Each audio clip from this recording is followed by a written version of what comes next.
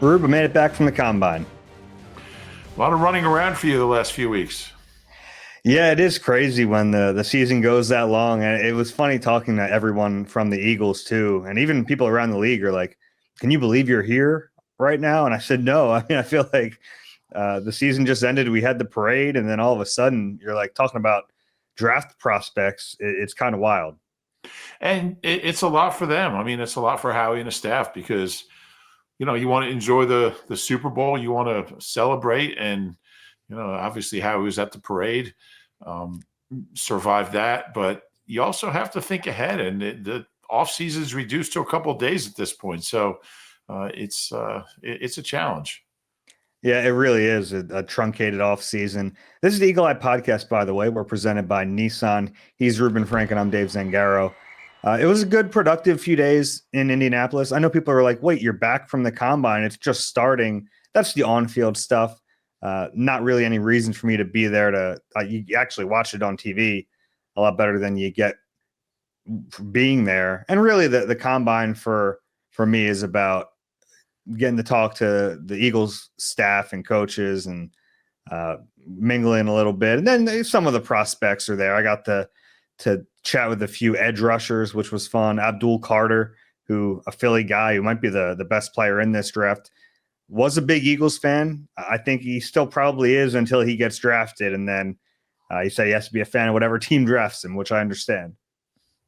He doesn't have to. It would probably help him out if he was.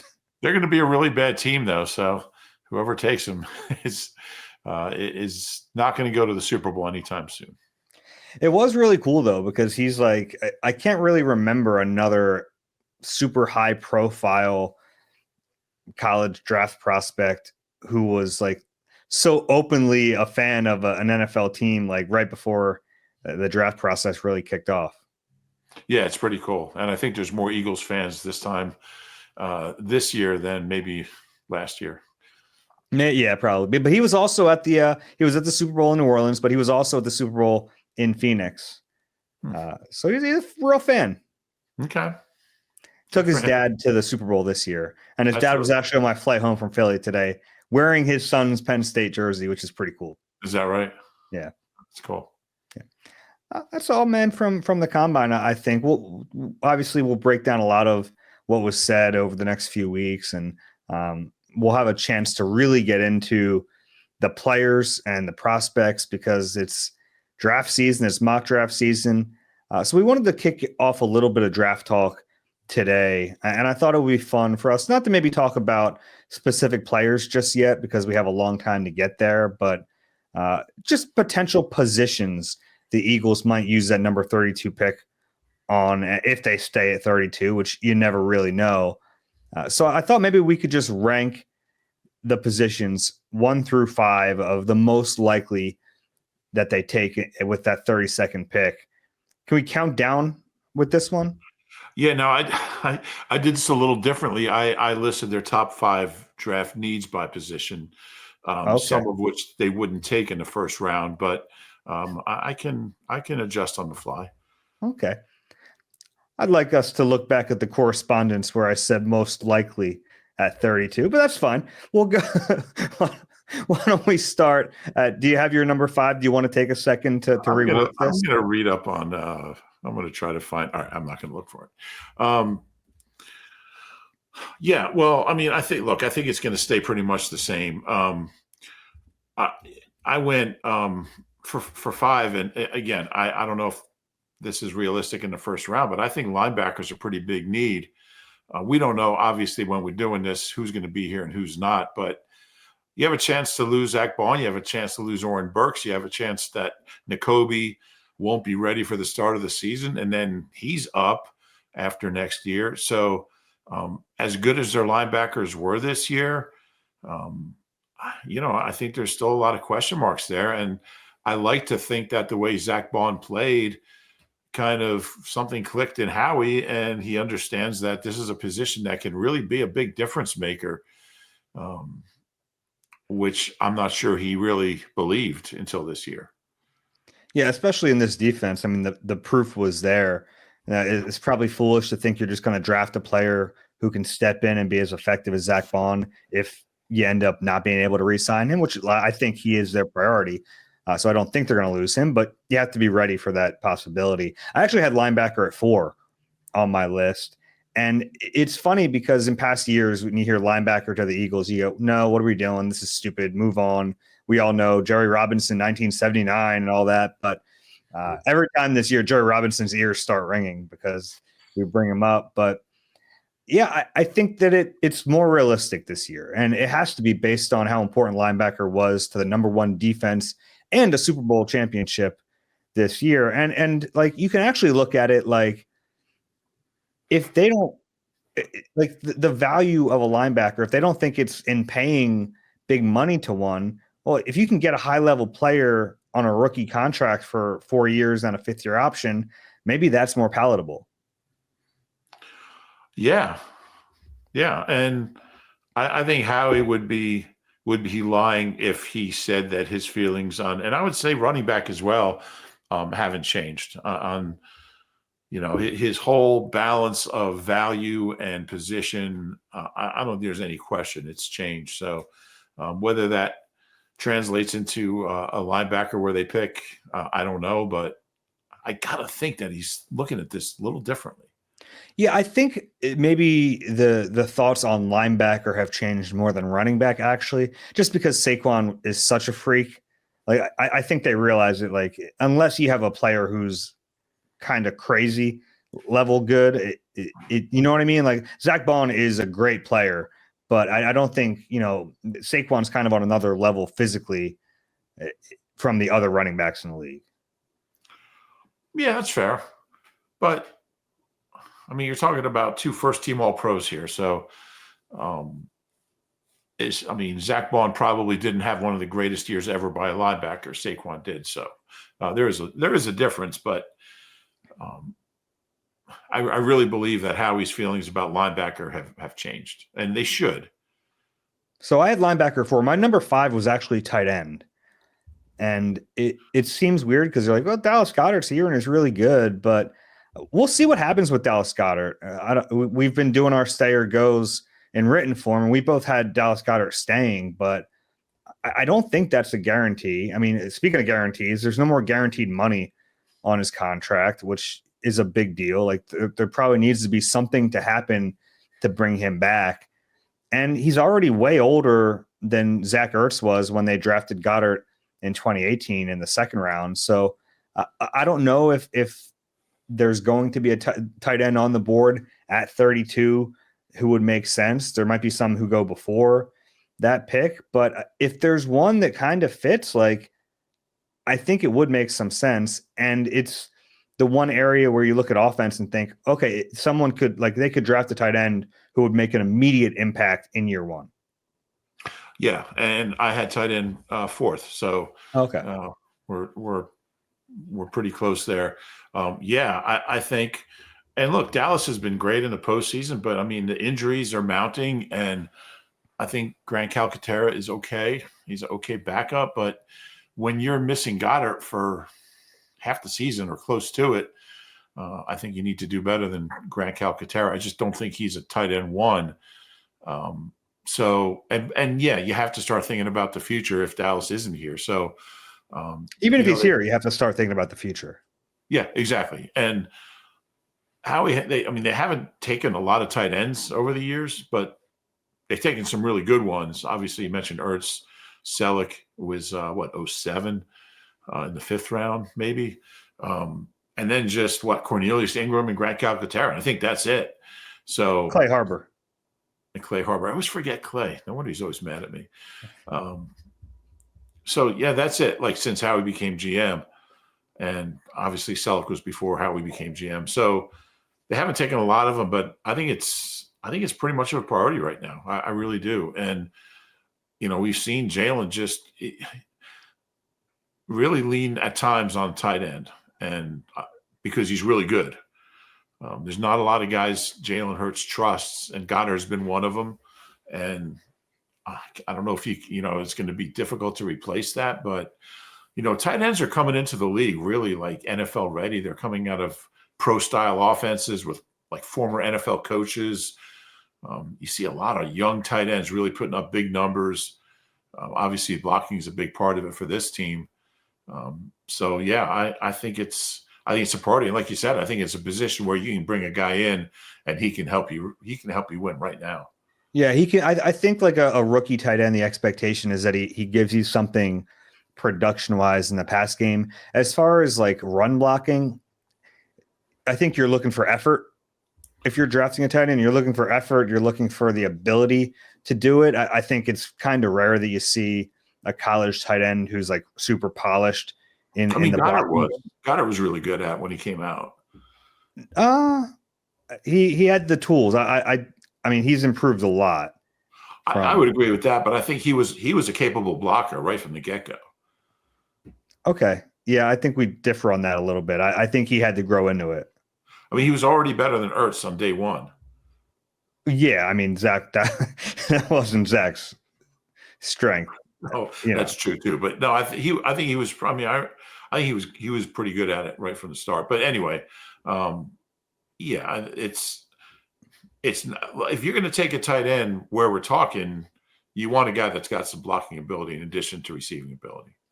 Ideally, unless he's going to be a freak in the receiving game, which that happens to a little bit. Yeah. All right, you're number 3. And then you have a guy like Kittle who, can do both at a really high level. There's not a lot of Kittles, but those guys are out there. Yes. Number 3 on your list. Yeah. I have interior O-line. Okay. That's fair. I didn't break up interior and tackle just because I think that there's a chance they draft a tackle body who could play inside for a year or two and then bump outside. I think that's like a specific type of player who would make sense. That's the only reason I didn't split it up here. But I'm with you. I think it's offensive line. We talked about this last year, and I think the Eagles went into that draft thinking they were going to draft an offensive lineman pretty high, and it just didn't line up. Then after the draft, they go out and sign Mekhi Becton. I think those two things were connected. So I think this is a year where it would make sense. Yeah, I do too. And really with Howie and with Stout, I mean, if you say O-line, you're going to be right. I mean, they're pretty much every year that they're going to take an offensive lineman. And, you look at this O-line and Juergens and Dickerson were high picks, and Mulatto was a 7, but he was a draft pick, and obviously Lane was the 4th pick in the draft. So Howie loves building that O-line, with draft picks, and Becton is an exception, but Steen was a draft pick, 3rd, Seumalo. I mean, they've Big V was a draft pick. I mean, they've had, you go back to Trey, and they really like to just get these guys in before they have any bad habits, get them into Stoutland U, and just get them going. So I would expect somewhere along the line, fairly early, they will take an alignment, and I wouldn't be stunned if it was in the first round. Oh yeah, I think that's very likely in a way. Yeah, I mean, you got to keep the pipeline going. Who knows how long Lane's going to play? And gosh, it was hard enough replacing. You replace Jason Kelsey. It's going to be harder replacing Lane Johnson, probably. Yeah, maybe, and that's why I kind of have the offensive line in under one umbrella here, because because I think there's a good chance they draft, and they like big guards anyway. They like tackle size guards. We saw that this year. They have Landon and Mekhi Becton. So I think there's a chance that they would draft a tackle like for the future who could maybe play guard for a couple years and then bounce out. I think that would make some sense. Yeah, agree. All right, number 2. Number 2, I had interior defensive line. Now, how did you break up? I did break these up because okay. And look, there's some blurring of the lines here with specific players in this draft. Sure, yeah. But as far as I think you can still break up defensive tackle and an edge player. Yeah, and again, we don't know what's going to happen with Milton, but I think, and then we don't know Jordan Davis's future. So yeah, I think it's a pretty significant need. I mean, the strength of this team was its D line, and you could be losing a couple key pieces from that D line. So I think it's going to be really important. I mean, that was the heart of what they did, was that both lines, but that D line was. I mean, they were dominating by the end. So It's funny too, because it was not the strength of the team like the whole season. It right. became the strength in the biggest game of the year, but it wasn't like all year we're talking about this wrecking crew up front. No, you're right. And it's interesting how that developed, and that's probably a story for another day. But you saw some of the young guys playing more. Obviously, Nolan Smith came into his own. Um, Jordan Davis made plays that he wasn't making during the regular season. Milton, as good as Milton was during a regular season, he took it up to another level in the postseason. In the Super Bowl, Sweat was up and down during the regular season. He was a beast in the Super Bowl. So it's interesting how that happened. But Howie's going to want to keep that pipeline going up front, and I think interior line is something that without knowing what's going to happen with Milton, I think it's something that he's going to address. Yeah, and it's interesting because the defensive tackle class this year is considered to be really good, really deep. So there's always like two schools of thought when there's a deep position in a draft class. It's either, well, you can get a really good one early, and a guy who, in some years maybe is like a top half of the first round, you can get him at 32, or you can wait until the second, third round and get a guy who would normally be a little bit higher, and you kind of wait it out. They've done both.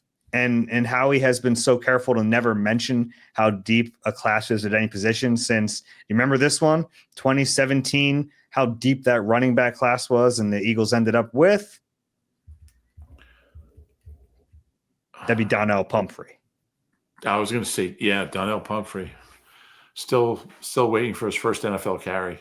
Yeah, so that's why Howie's always, ever since then, has shied away from saying how deep any position in a particular draft is, because he got burned on that one.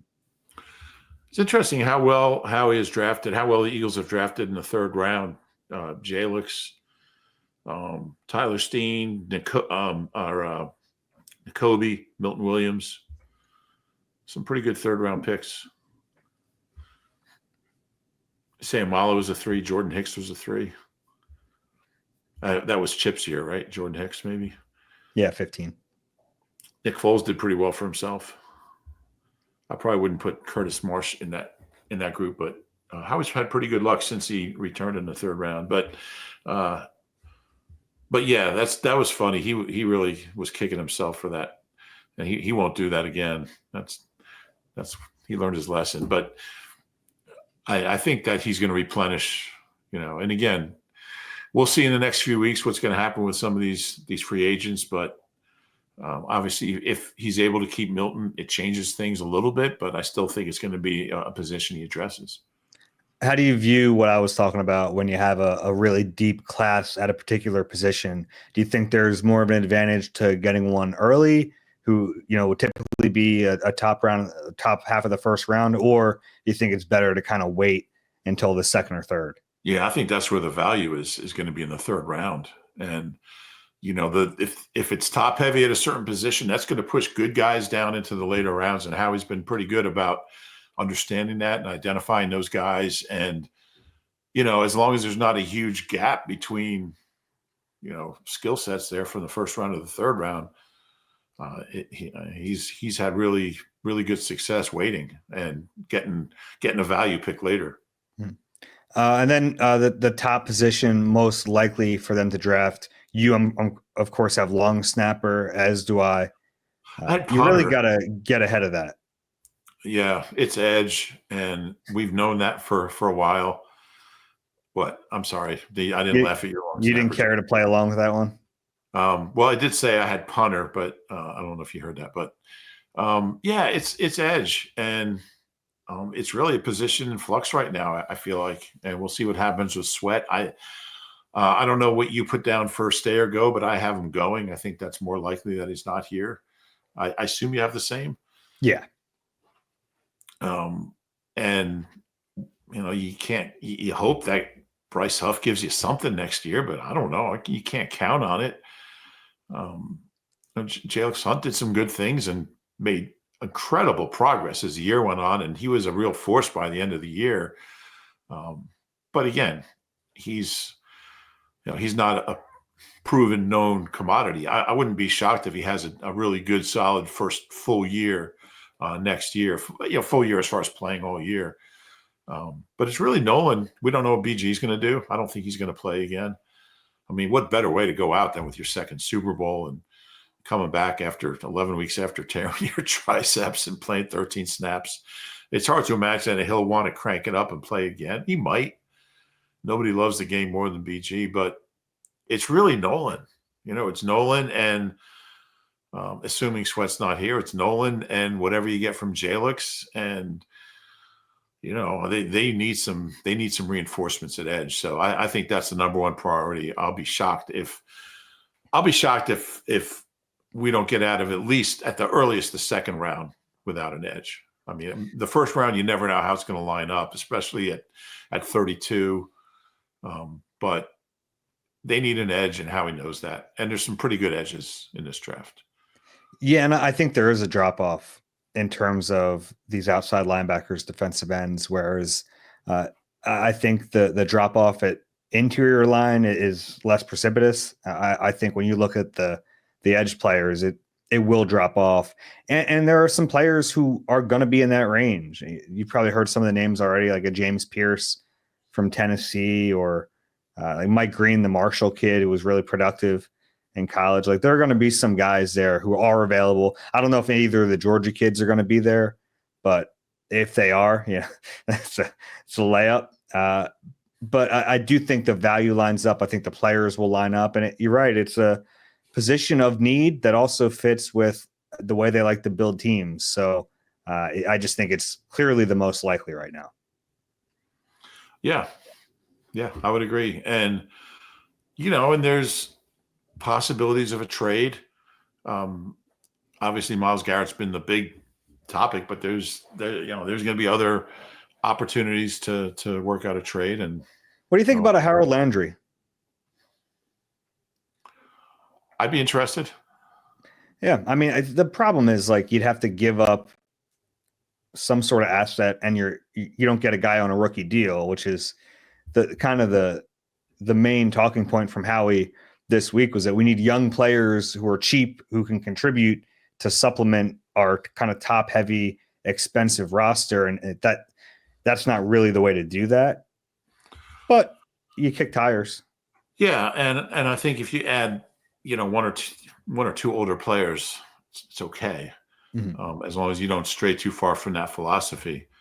But I mean, he's been a consistently productive guy. He's 28, and certainly would be interested. Yeah, that's all we have. We'll have a lot more on the draft coming up over the next couple of months. I did want to circle back on Kevin Patullo a little bit. We talked about him on Tuesday's pod, and Nick Sirianni confirmed that Patullo will call plays.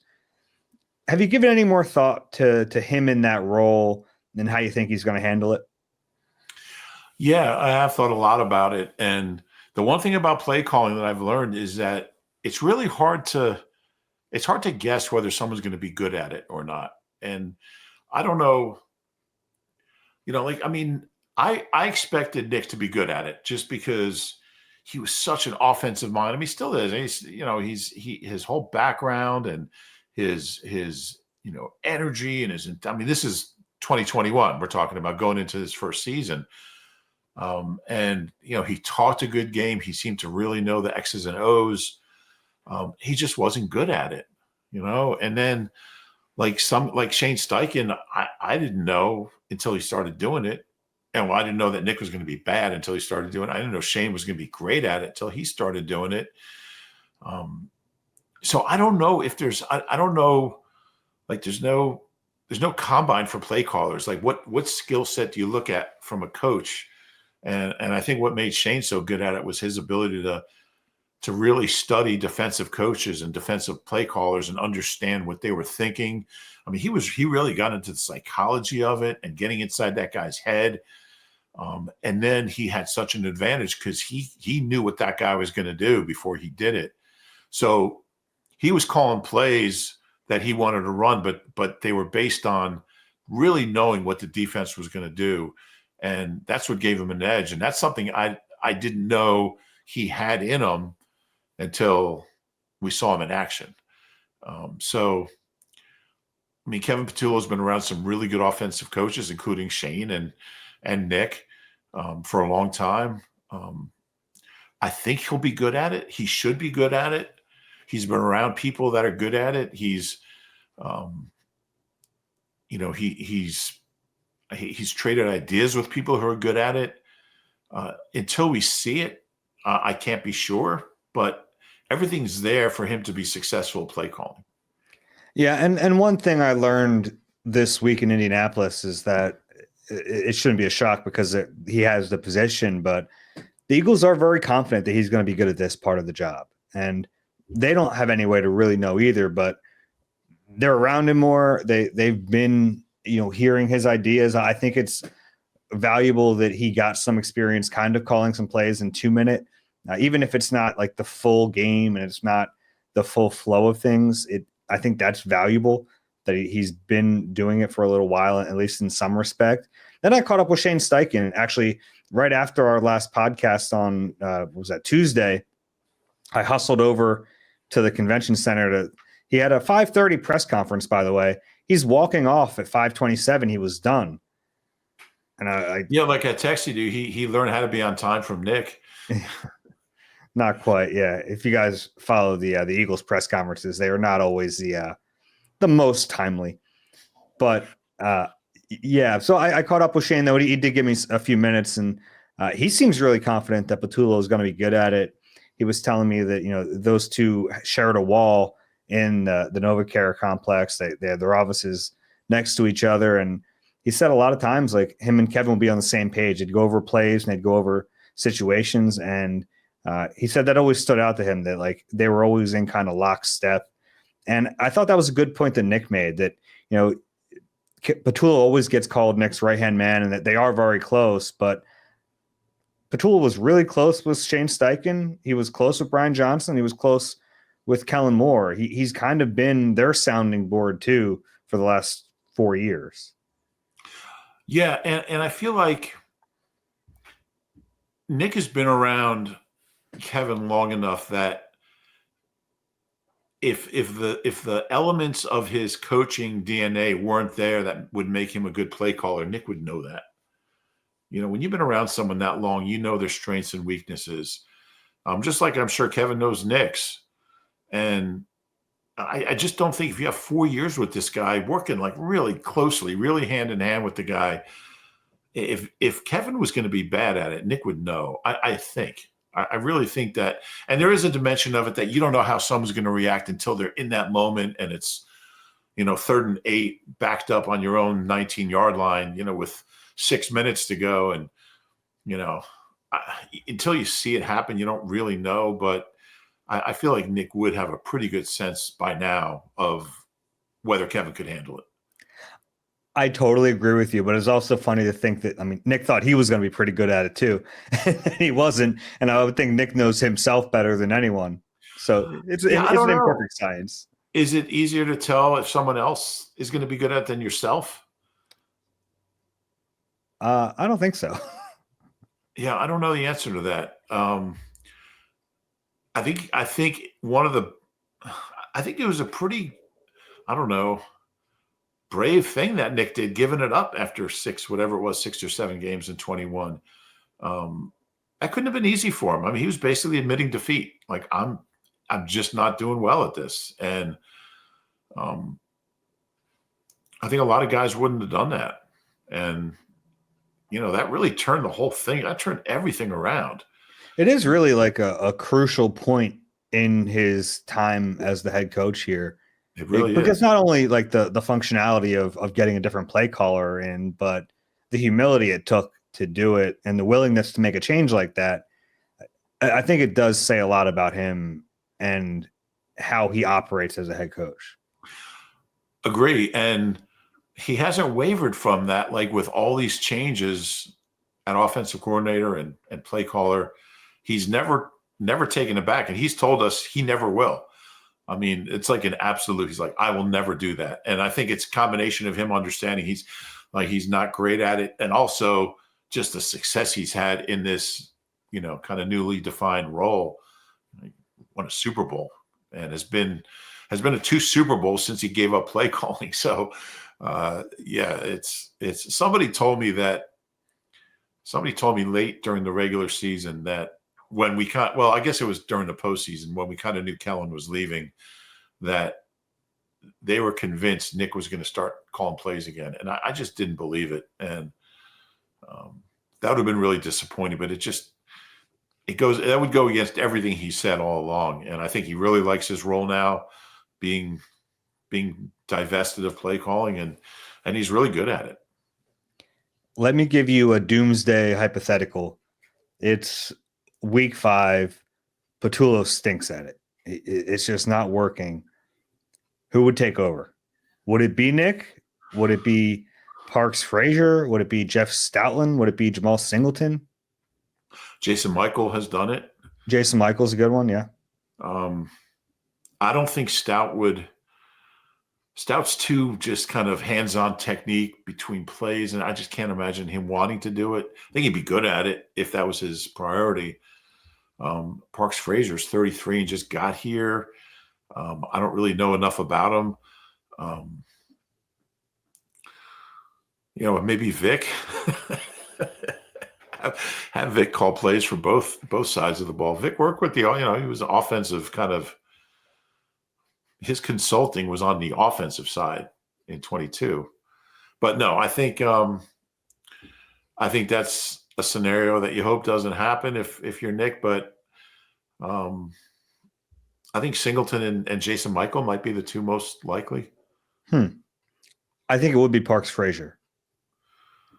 Wow, really? Yeah.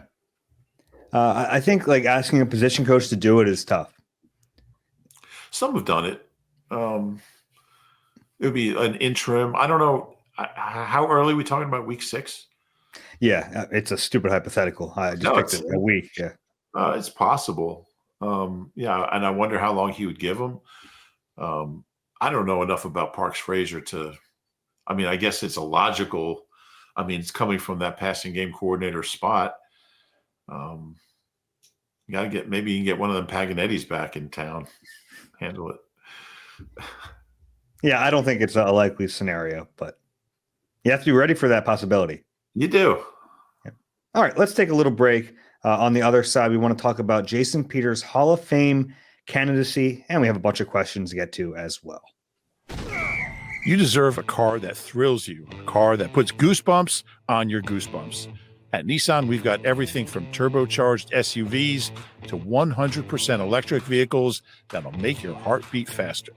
Experience the thrill for yourself and shop your local Nissan store and nissanusa.com today. All right, we're back on the Eagle Eye podcast. Reuben Frank and Dave Zangaro. We're presented by Nissan. Rube, Jason Peters, we talked about him on Tuesday, officially retired, has joined the Seahawks front office. He will be Hall of Fame eligible in 2029. He didn't play last year, so even though he was on a practice squad, he didn't actually play in any games. So his clock already began, and he'll be eligible in 2029. I don't know if he'll be a first ballot. Honestly, that doesn't mean much to me when people talk about, is he a first ballot, is he not? I think he's a Hall of Famer. To me, there's no question about it. Where are you on the Hall of Fame debate with Jason Peters? Yeah, I agree. I don't think he'll be a first ballot. I was doing a lot of reading, and you're right. I'm glad you pointed that out. He'll be eligible the same year as Kelsey. It's not when you retire; it's when you last played. And he didn't play in 24, so he'll be eligible in 29. I can't imagine they're going to take 2 guys from the same offensive line to make the Hall of Fame the same year in their first year of eligibility. How cool would that be, though? It would be really cool, but it's not going to happen. And, and also, I believe Julio Jones eligible that year. So you would have potentially three former Eagles going to the Hall of Fame. Yeah, and I think that was Greg Ward's last year also, right? Zach Martin did play this year, so he goes to the class of 2030, which helps. Yeah. Well, Aaron Donald is going to be the guy. Yeah, I'm just talking O-line, but yeah, Mhm. Aaron Donald obviously will be first ballot, and I think there's like the voters look at certain guys as first ballot. It's just the greats of the greats, and in that world, being first ballot is important. I'm with you. I mean, Eric Allen's a Hall of Famer. It took him 19 years. I don't think it devalues it at all. He's just thrilled to be in, and I think it's going to take Jason a few years. And not as many guys get in as it used to be. I think it's like a combined 7 from the old timers and the non-players and the modern era players. So I think only 4 went in this year. It's tough to get 80%. And there's voters out there just, this guy's not a first ballot. I'm not voting for him until year 3 or year 5. The 2 All-Pros is going to hurt Jason Peters. I don't know if anybody has ever been a first ballot guy after just 2 All-Pros. Is that the way it should be? No, but that's what the voters look for. I mean, those are the things. Jason, I believe, was team of the decade. Which he was, helped. yeah. So all those things, I think he'll get in. It might take him 3 or 4 years, but he will go. It might take more, but he will get in. He will be a Hall of Famer. And I'll tell you what, one day, I think there's a good chance Lane Johnson, if he has 2 more Pro Bowl type years and first or second team All Pro, he's going to go in. You have three Jeff Stoutland guys that all played together. Going to the Hall of Fame would be just unbelievable. Yeah, and look, sometimes like you don't get those accolades because there's somebody else who gets them, right? And it's like it's kind of luck of the draw for Jason Peters. He ends up playing in the era of Joe Thomas, who I think had 6 first-team All-Pros, and it's like that shouldn't devalue Jason Peters, but he doesn't get those accolades. It's kind of like Fletcher all those years playing in the Aaron Donald era. Like, yeah, sorry, Aaron Donald's better. He's going to get, but it doesn't mean that Fletcher was like a lesser player just because he happened to play in that era. No, you're right. And it's just the nature of All Pros. I think, it's funny because you could get second team All Pro with 1 vote, but if the other guy gets all the other votes. So, you look it up. Oh, he was a second team All Pro in 2024. That helps. Like for Lane, that's going to help. You start stacking first and second team All Pros. And he's disappointed. He probably deserved first team this year. But as his locker decoration indicated, but I think all 3 of those guys are going to get in. I think Kelsey has a good chance to be first ballot. In 29, I think JP, it might take him a few years, but yeah, he'll get in. And the funny thing is, that's going to kill Kelsey in a way. Like he'll be happy that he's going in. He's going to feel like Jason Peters should be in before him. Probably will. Yeah. I wonder if there'll be like a Kelsey, like, what's the word? Pushback, just because like, just everything. If like this is how the voters are crazy. What do you mean? Oh, he's on TV too much. He's got the podcast. He's on commercials. No, I mean, if anything, I think it helps the center. But he's not going to go in as a center. He's going to go in as a superstar. I mean, he played center, but I mean, he's got more of a profile than any center that's ever played the game. Yeah, and I mean, I think that helps more than it hurts. I don't know. I really don't know. But he should be a first ballot. I mean, I think people will understand. What did he get? 6 first-team All-Pros? Yeah. Yeah. How do you not vote for him? But the crazy thing about Kelsey's career, and we're off track now, but like he was so good at the end. It's like kind of rare to see a guy finish off his career like that. Yeah. Yeah, he was as good. I thought he was as good as he ever was his last year. Yeah. And he didn't make a Pro Bowl his first 5 years, right? I think until maybe 4 years, 4 or 5 years. He just kept getting better and better. And I think when you're a 6th-round pick and you're a center, it just takes a while for the league to realize what's happening over here in Philadelphia. This guy's really good. It took a while. I mean, there was one year he didn't even make the Pro Bowl. I think it was his best year, he said. And I forget which year it was, but he didn't make a Pro Bowl. He made first-team All-Pro. But that's going to be pretty wild out in Canton when Jason Kelce goes in. Yeah. But with Peters – I was going to say he's going to go right from the ceremony and do a podcast like immediately after. I mean, he'll probably be like hosting Good Morning America or something by then. But the cool thing with Peters is that, toward the end of his career, obviously he wasn't the same player anymore.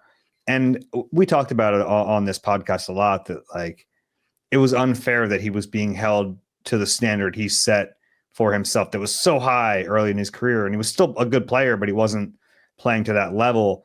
And for a long time, I really wondered if that would affect his legacy, affect his Hall of Fame chances.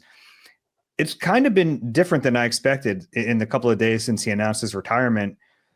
He's getting like celebrated for the longevity, which is really cool to see. Because I think I missed on that a little bit. I think I thought that it would go one way, but it seems like the length of his career, how many games he played, 248 games, 21 seasons. Like, I think he's being celebrated for the longevity. I think that's good. That's a good thing.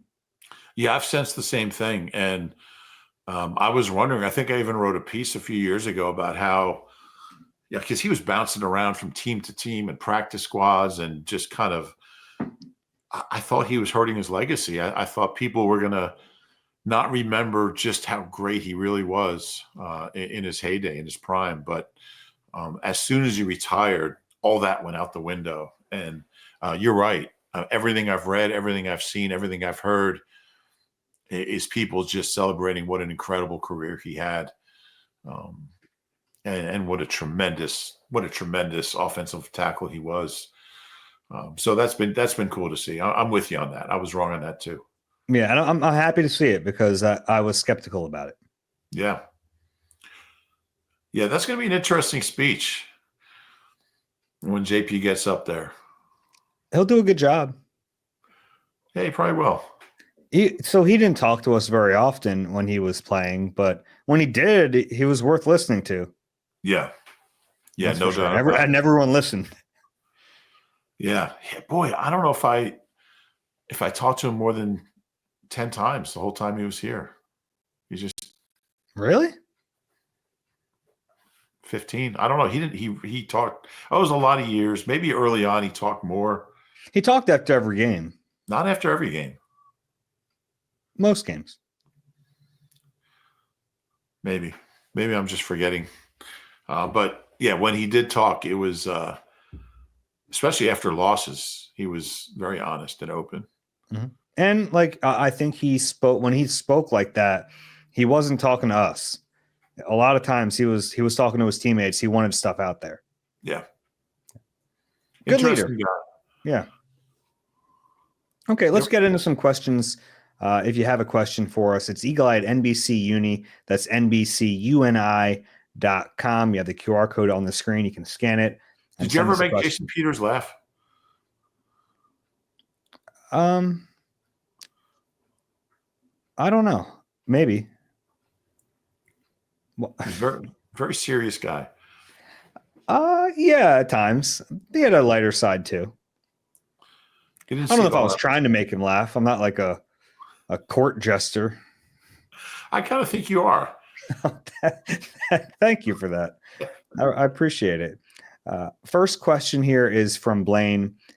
Love the show. The question I have for you both is, where does this Eagles defense rank all time for you guys? Yeah, it's up there. I mean, it's not 91. 91 didn't even get a chance to play in the postseason because the offense was so bad. But 91 was the best best defense I've ever seen. And then like 03 was really, really good. But yeah, to me, this is probably the second best now. I mean, in the 40s, I mean, those teams won back-to-back NFL championships by shutout. which I think is kind of a really underrated achievement. Nobody ever taught. I mean, no other team's ever done that. I mean, very few have even won any kind of championship, NFL championship game or a Super Bowl. But I don't think there's ever been a Super Bowl shutout, has there? I don't think so. I don't know. I mean, it did happen 85 years ago. Well, that wasn't not quite, but I mean, 48 and 49 is back-to-back shutout. It's in a championship game. But as far as modern era, I think this is number 2 behind 91. I obviously haven't been covering the team as long. For me, it's the best defense I've covered. And I don't think it's particularly close. Yeah. I mean, 22 is really good. But yeah, we disagree. I think this defense was like significantly better. Well, I do too. We don't disagree on that. I'm just saying 22 is good, but this is a different level. Okay. Yeah. Next one is from. When you're talking about, you have to take into account Super Bowls. I mean, this defense, although they both gave up a lot of points in the second half, it didn't really matter for this one. Yeah, I think they might have played a little differently if they needed to. I would think so. Next question is from Ryan. You guys are the absolute best. I love your show. I often laugh at Rube saying that he has nothing to add at the end of the podcast and then extending the show by another 10 minutes. I wish you'd have more disagreements about grammar and punctuation, but you guys are part of my family. Here's my question. If you could assemble any head coach, offensive coordinator, and defensive coordinator from history with the highest percentage of fist fighting at some point in the season, who would you choose? Please exclude Kevin Gilbride for reasons you must remember. Yeah, we were in San Francisco when that happened, the Gilbride Buddy thing, and it was like 20 beat writers. We all went out to dinner in Sausalito, and we had the Monday night. It was a Sunday night game. I think the Eagles were playing the Monday night game. It was on the TV, but we didn't have any audio. We didn't know that there had been a fight. We get back to the car, and we're like, not all 20 of us are in the same car, but we put on the game on the radio, and they're like, but the big story in the first half was the fight between Buddy Ryan and Kevin Gilbride, and we just all broke out laughing because we had seen Buddy in action. I don't know. There's no other coaches have shown that inclination. I mean, it says don't include Gilbride. Can we include Buddy? I guess you could. Okay. Buddy and any offensive coach that throws more than 45% of the time. The Eagles haven't had like a fiery offensive guy, have they? I mean, Nick would be a good choice. Yeah. Jim Schwartz is an underrated one. He almost had that thing. I mean, he wasn't really the aggressor, but he had that thing with Harbaugh. Jim Harbaugh. Yeah. That was broken up by Bob Lang. Who's now the Eagles PR head, yeah? Yeah. Yeah, Jim Schwartz. Yeah, that was all Harbaugh, but Schwartz didn't back down. That's a good one. Jim Schwartz, Nick, Buddy. Yeah, that's not bad, right? Yeah. Okay. Next. Oh, and also Ryan says there's no logical reason to omit the Oxford comma. Prove me wrong. I have strong feelings about the Oxford comma. I don't know where you stand on it. I'm anti. I am as well. If there's no logical reason to omit it, tell me the logical reason to include it. None. Yeah, it's an extra character you don't need. Just looks ugly. Yeah. Next question I have is from Sarab. As always, a huge fan and an avid listener. One of my regrets about the NFL season ending is fewer pods. I cannot wait for next season already. I have 2 Super Bowl MVP related questions for you. Number 1, if you could vote a coach for MVP, would you have voted for Vic Fangio or any other coach for Super Bowl MVP? Or do you think execution on field trumps the design? I mean, if there was an award for Super Bowl coaching MVP, I would have voted for Vic. But if it was one vote for MVP and it's a player or a coach, I would have voted for Jalen, as you did. I might have voted if that was like it's not like a first time thing. We don't know how to really navigate it, but if that was just always a thing that you could vote for a coach, I might have voted for Vic. And that's not taking anything away from Jalen, but the defense was incredible. I thought it was unfair to single out one player from the defense. Right. If you could, giving it to Vic is basically giving it to the defense. No, that's a fair point. And I mean, I feel like assistant coaches don't get the credit that a lot of times that they deserve anyway. There's no assistant coaches in the Hall of Fame. Like if Lane, Jason Peters, and Kelsey all go in the Hall of Fame, how does Stoutland not go in the Hall of Fame? Who coached all three of them? He never will. He never will. There should be some sort of mechanism for that. But what Vic did that day and the preparation he did was miraculous. Yeah. And then if you were allowed to rank in order, who would be the top 5 players that led to the Super Bowl victory and in which order? So basically like MVP voting in order. For me, 5 deep. Yeah. So for me, it probably would go, well, obviously Jalen won because I voted for him. Then probably Sweat. Then Cooper DeJean. Then Milton. Then maybe an O-lineman. Lane. I was going to say Lane. Yeah. I would definitely have another offensive guy, and it would probably be Lane. Yeah. Okay, that's fun. I like talking about the MVP stuff. Yeah. I actually had a dinner with the 2 other Philly MVP voters at the combine, and we got a chance to talk about the process a little bit. It was fun. Were you all in lockstep? No, actually. Yeah, it's out there. I voted for Jalen Hurts. Zach Berman voted for Jalen Hurts, and Jeff McClain voted for Josh Sweat, which I think is a fair vote for Sweat. Yeah. He was close for me. I think so. I understand it. Yeah, I think if I voted for a top 5, I would have Cooper as my top defensive guy. I just think really? that, yeah, because that play, I thought that was a pivotal play. I mean, the Chiefs are driving, and if they get a touchdown, it's a 10-7 game. Instead, he goes the other way, and it's 17-0. And it wasn't dagger. I think Devontae was dagger, but it was 17-0. It just turned the momentum. It hurt their confidence. It had left Mahomes walking off the field, shaking his head. It just kind of empowered the Eagles. I thought that was the play. And, I mean, he played well other than that also, but I think it would have been Cooper. And then Sweat 3? Yeah. Interesting. Okay. And then Milton and probably Lane, yeah. I mean, Zach Bond has a case too. Sure. Yeah. Next question is from Ron.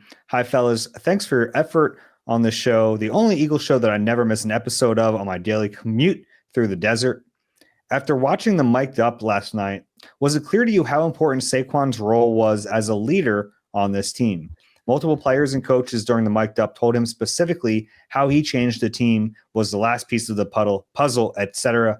I knew he would flourish here, but that episode made it seem like the leadership aspect was as impactful as his historic rushing season. Yeah, I think that's a good point. And you didn't really – I mean, we knew he was a leader. We knew that he had everybody's ear. But seeing it and hearing it, sideline stuff, I thought really was impactful. And, yeah, you really saw it in a way that maybe nobody really understood the depth of it. So I would agree with that. I still think the rushing yards were more important. But all the touchdowns and the long runs and 200-yard games. But I think it was an important dimension of his season. And, we heard about how great of a teammate he was pretty much all year.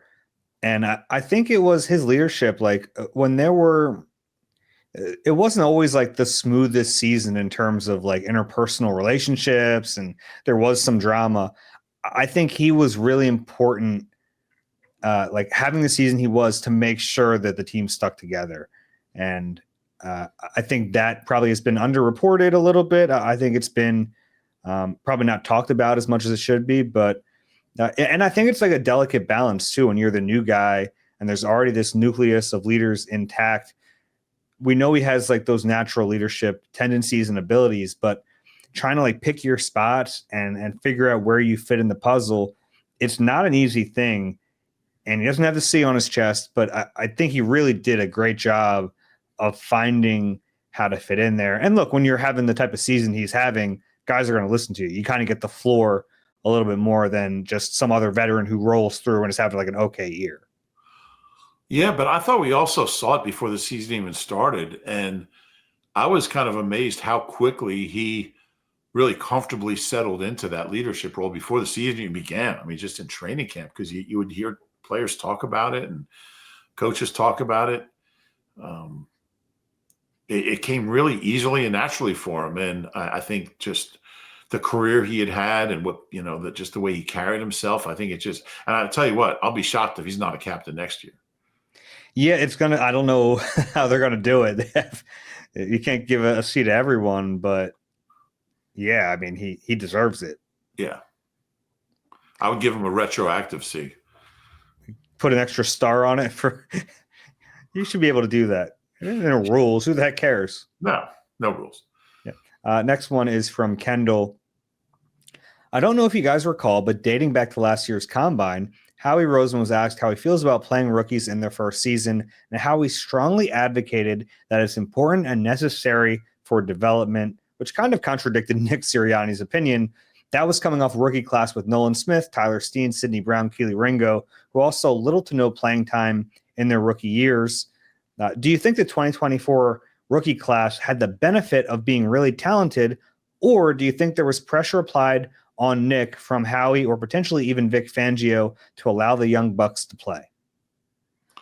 I mean, Sidney and Keely both played over 300 defensive snaps last year as rookies. They played a lot more last year than this year. I mean, yeah, but they didn't play much. I mean, 20 snaps a game, 20 to 30. But I think a lot of it was just out of necessity. I mean, if Bryce Huff was who we thought he was, would Jalix Hunt have been playing 35 snaps a game at the end of the year? Probably not. Or if BG hadn't gotten hurt. I mean, the corners, they were just so good, and they were first and second round picks. They were going to play. I don't know if that's necessarily true. I think it was I really do think it was dictated from on high that hey, we need to play younger players. But I mean, Quinyon was going to play. I mean, where they drafted him, he was going to start. We knew that from day one. No, we didn't. Yeah, we did. I think you're looking at it back now, knowing what we know. I mean, you look back at the way they brought him along during training camp. He's with the second team. Now he's playing dime. Now he's playing nickel. He wasn't even the full-time outside starter until week one. Yeah, but we could tell how good he was. I agree. But I think under Sirianni, they'd always leaned toward the veteran, always. Well, that's what he likes, I think. And with Cooper, he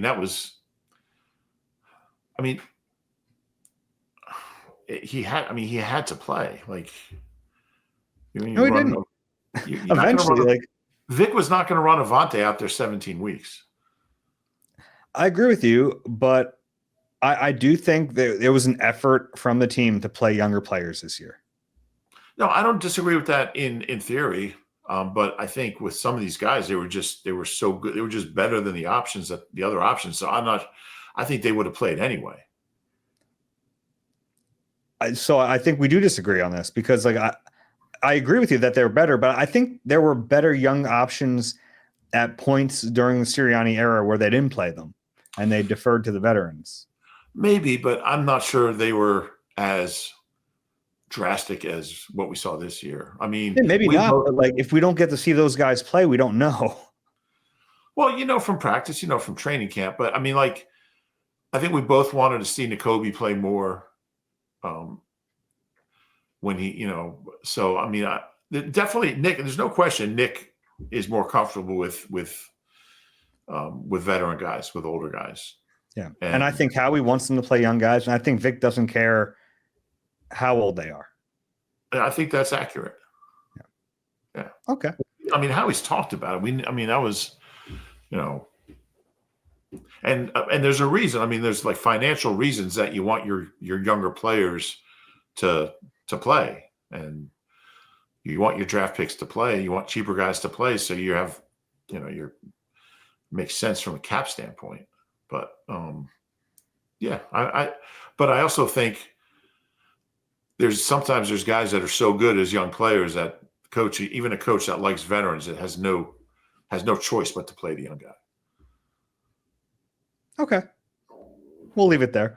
If you have a question for us, it's eagleye@nbcuni.com. That's nbcuni.com. The QR code is on the screen. This is where I remind you guys, if you enjoy the podcast, if you listen a lot and you haven't subscribed yet, please do it. That really does help us. And if you're watching on YouTube, click that like button, subscribe there as well. I don't understand how it works, but I know it helps us. So please do it. Dave, free agency is a week from Monday. It's amazing, isn't it? Incredible. It's exciting too, because there won't be a lot of dead time. We have a lot to talk about. Yeah. Do you have any final words before we wrap this one up? Those were my final words. Oh, how about that? You got them in before I even asked. I appreciate that. We appreciate you guys. Thanks for listening. This has been Eagle Eye, presented by Nissan. We'll talk to you soon.